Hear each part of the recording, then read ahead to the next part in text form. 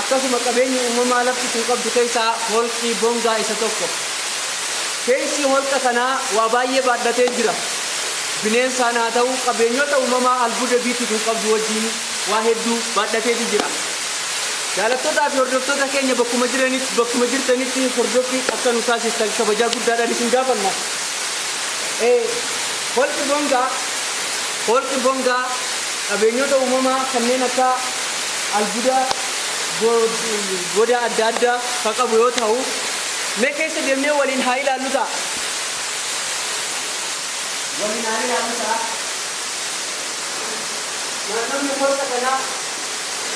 Naannoo holqa kanaa waraabessa lafa kana yoo ilaaltu kottee waraabessaa adda addaatu argama. Akkasuma immoo keessi isaa yoo ilaaltan mana fakkaata.